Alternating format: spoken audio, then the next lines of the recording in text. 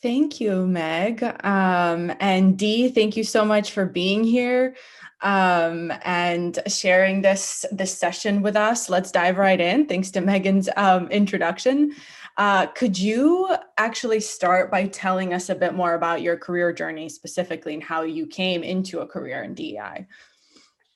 Sure. So my career started, I'd say I started working in college, worked for a real estate attorney, and this was sort of my first foray into advocating for myself. So I thought because I was working there and I was going to get finish up and get my degree that I was going to get a huge raise.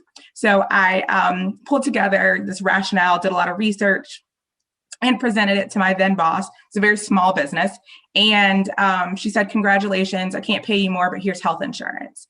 And so that was my first sort of foray into advocating for yourself and asking for what you want. It did not turn out the way I wanted, but I got into the idea of, this is what you do when you want something for your career.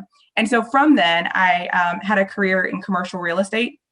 And so I worked in commercial real estate in sort of 2005, 2007-ish, before things fell apart. I'm very grateful that I started my career in an environment where it was sort of regulated and we had to do things a certain way. And from that, the Great Recession happened. And so I went from being part of organizations that did deals to working in financial services and consulting and looking at the firms that actually had put those deals together. And going from commercial real estate to the financial services industry, I was often, it was mostly white and mostly male. And my lived experience growing up, I lived in a neighborhood that was mostly white. And so I'd always been used to being the only, or at least one of a few, when I thought about senior leadership within our organizations, again, not very diverse. So as I built my career, I went from that environment into working in a bank that served the venture capital industry. And I was working in a marketing capacity there. And again, we kept seeing the same things over and over again. And as part of the VC ecosystem, you understand who gets funded, who's doing the funding. And really, I started then to sort of pivot and pay closer attention to how are we marketing our business? What are we doing for female founders and female investors? When it comes to Black founders or other founders of color, are we being intentional about expanding our networks? And so that, and in conjunction with founding a nonprofit outside of work that focused on access to capital for minority entrepreneurs. That's sort of what pivoted me professionally to wanting to focus on diversity, equity, and inclusion as my full-time role. And that's because I think that one of the biggest barriers is access to opportunity for people. And so I wanted to focus on that day in and day out, like how do we open up access for people, specifically in the financial services industry, but across the board. So that's kind of my windy tale to how I got to where I am. Amazing. And I guess that's where also your like coin term occupassion comes from, of like you Absolutely. were doing something you were passionate about on the side and it ended up funneling into your like full-time, what you do in your career. Absolutely. I say that you are lucky if you have an occupation. So I get paid to do something that I'm very passionate about, and I have turned this into my career. It is absolutely work. So that's where the occu comes in, because it's not something that is a hobby. It is something that I'm very passionate about, and the passion drives me on days that are very, very hard, but it is work. And I'm very lucky to be able to do work that I feel is purposeful and impactful as my everyday job. Amazing. Yeah. And, given that you're in the financial industry in particular, in terms of both your background and your role at the moment, how have you seen diversity and inclusion grow and evolve in that industry over your 15 plus career? Oh, yeah. So I've seen it evolve, right? But part of that has been because of external pressure. I think that there has been, even over the past, 12 months, an increase in interest from external stakeholders around what are organizations within the financial services industry doing. So whether that's investors or banks or the service providers that provide services to banks, like what are we doing around diversity, equity, and inclusion? And so I think that evolution has been slow. I think that we are seeing sort of the democratization of access to capital as well. So on the investing side, you're seeing more minority-owned funds and minority-led funds pop up. But I think that's because that's a response to the lack of access that people have had. I think that we are seeing more money and more resources being dedicated and pushed towards programs that focus on diversity, equity, and inclusion. And often the unfortunate side is that is sometimes in response to something bad that's happened, we have a missed opportunity. So my hope is that we are proactive and forward-looking, and we think about how we can seize opportunity as opposed to building a program as a response to something that we've missed or a response to being out of compliance. And so I think we've seen some growth, with respect to chief diversity officers and other diversity leaders. I think there's a stat that talks about just how significant of a growth there's been in those roles over the past few months. I think businesses, and specifically within the financial services industry, we're starting to see that these firms are taking it more seriously and saying we need to dedicate a leader that's close to the top of the house to focus on this. I think we're seeing that firms understand that diversity isn't just about sort of representation within your firm, but it's also how you interact externally as well. So I think I have seen those changes over the past 15 years, but again, it seems to be a reaction to something as opposed to it being, about us positioning ourselves to be better in the future. Yeah. That makes sense. And I feel like that's also, we can't just put that on like the finance industry. I think we see it also, across a couple of different industries, not all of them. Yeah. Agreed. But yeah, that's totally agree with you there. And in terms of, as you think about like, okay, how things have changed or evolved, how, where do you see DI and finance moving into the future? Like, what would you like to see aside from like this not being reactive anymore in the wake of some very, big shifts that have happened this past year with Black Lives Matter, COVID? I'd like just to see us build workplaces and products that serve the population as it exists today, and then as it will exist into the future.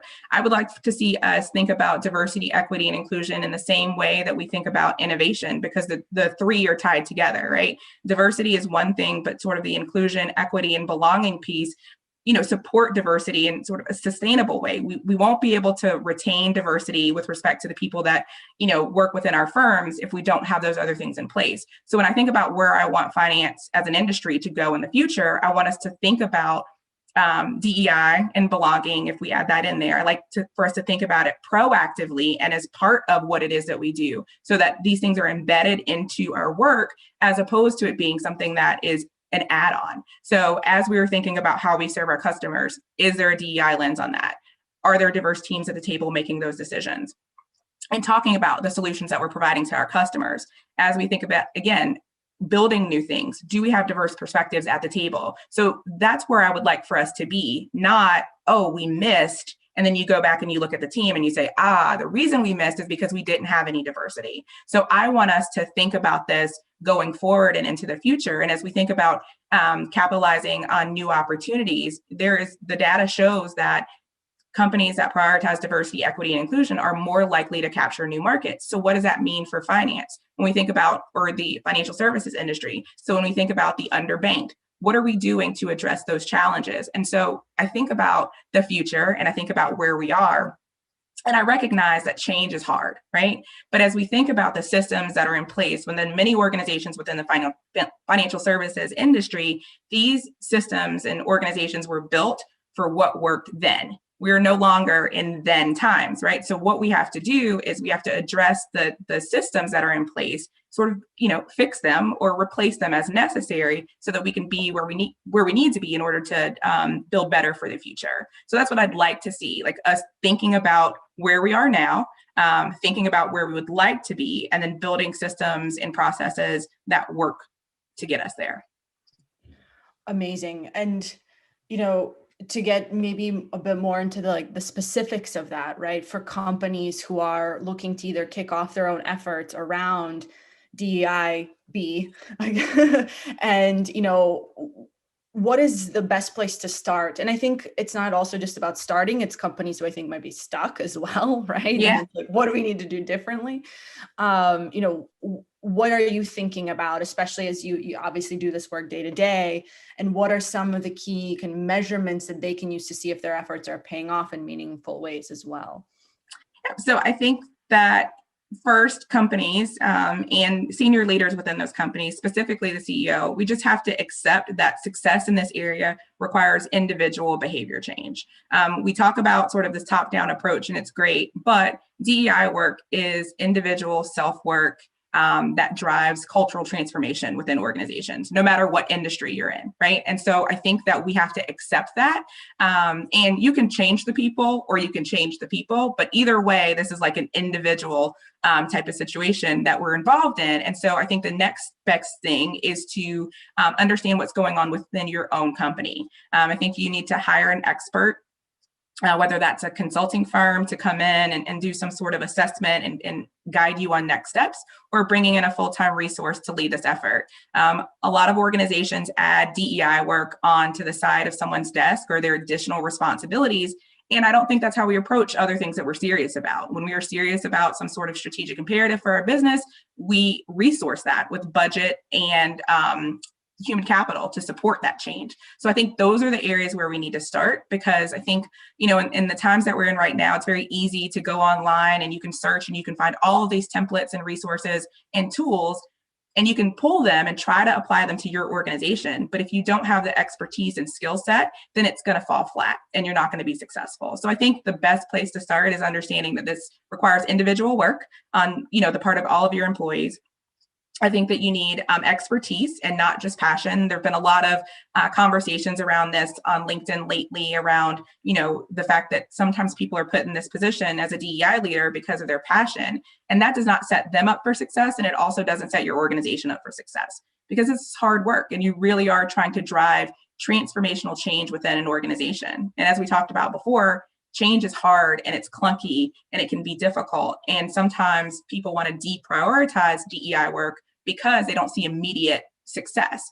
But understanding that the journey also is really what you have to go through to get there. There are no shortcuts. When it comes to metrics or what to measure, I think representation is always important. So slicing and dicing all of your demographic data as many ways as possible, and looking at all levels of your organization.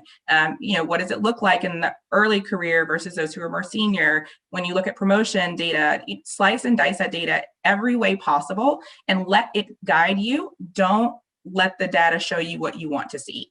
And I think that's really taking, a very, an examined approach to reviewing your data and understanding that, and then saying, okay, well, where do we want to go from here? Also, not falling victim to just, again, Googling and seeing what other companies are doing and trying to apply that within your company without understanding what resources those firms have behind the push that they're making. DEI work sometimes can also fall victim to the marketing of it, right? It sounds good to say that we are doing these things externally. It sounds good for prospective employees to hear that we're doing this. But if it's not really happening within your firm, you're actually doing yourself a disservice to market yourself one way and not have it be aligned with what's actually happening on the inside of your company. Yeah, context is everything. Wow, I love that. I was just taking notes, Dee, because I especially love the don't compare apples to oranges. You see that all the time. It really confuses and messes people up in terms of how to figure out their next steps and the journey. To your point, people just need to know going into it, it's gonna be bumpy.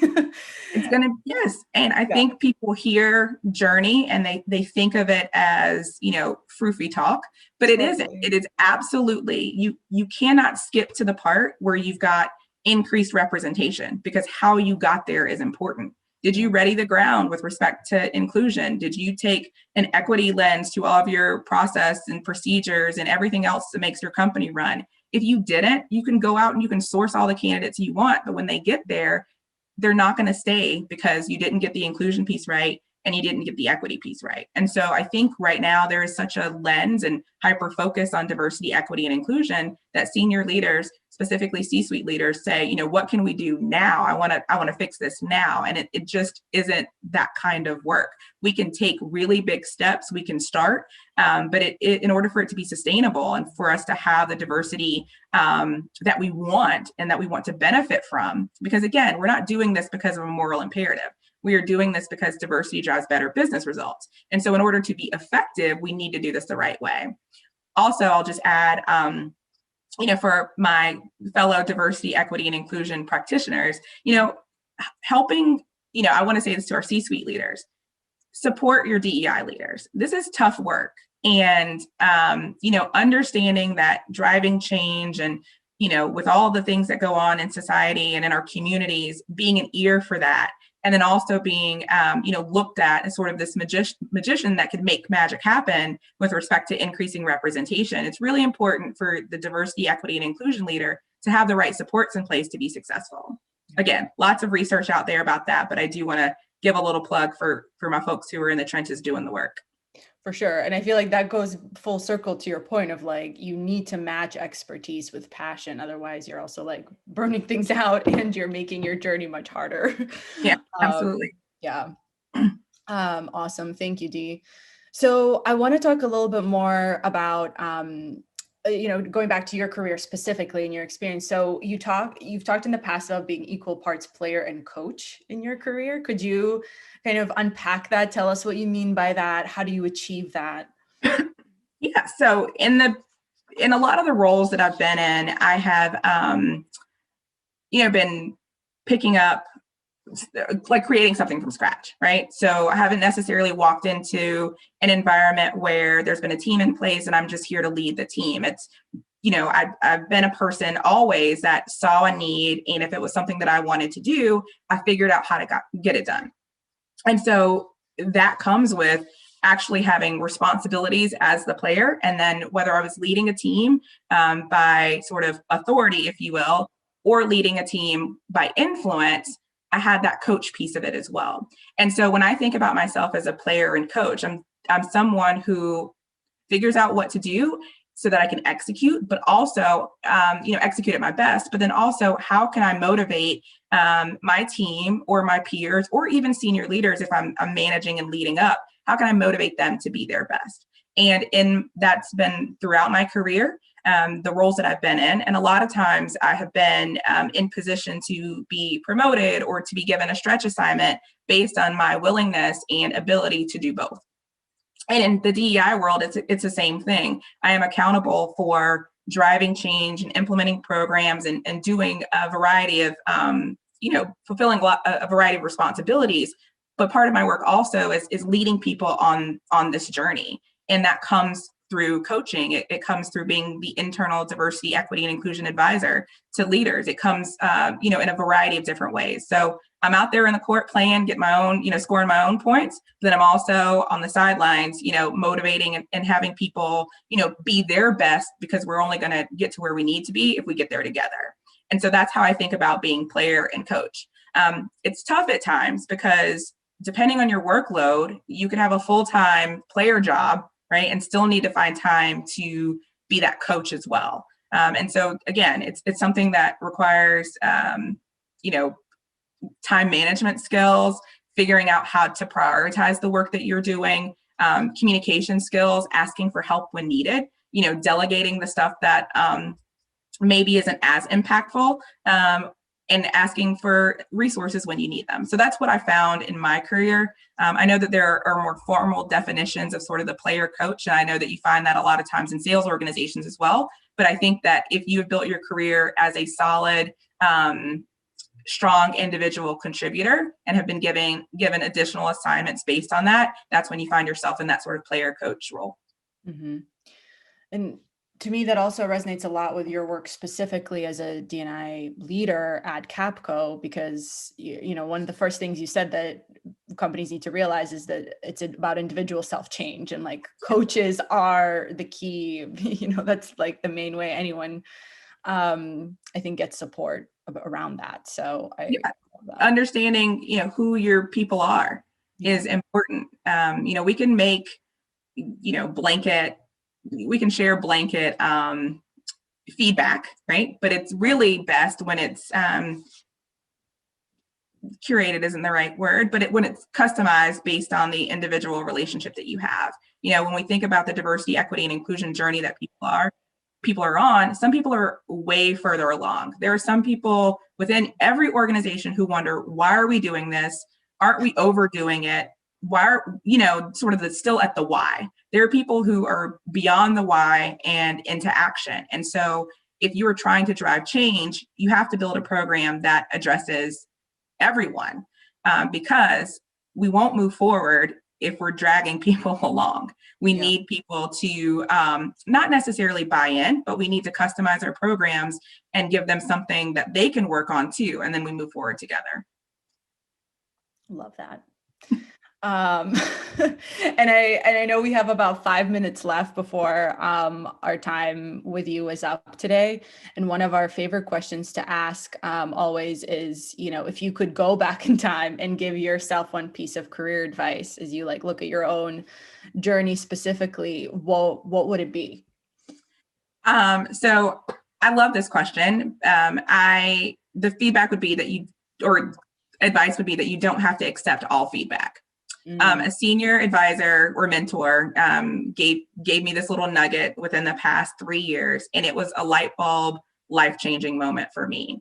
I'd always been someone that if I heard feedback, then I spent a lot of time internalizing, figuring out how I could fix something. And he said, Dee, you don't have to accept that as truth. And I wish that I could go back and tell my 22-year-old self that, specifically as someone who is an extrovert, loves people, very outgoing. Sometimes that can be, I would tell myself, you don't have to accept all feedback and that you should lean into your gifts.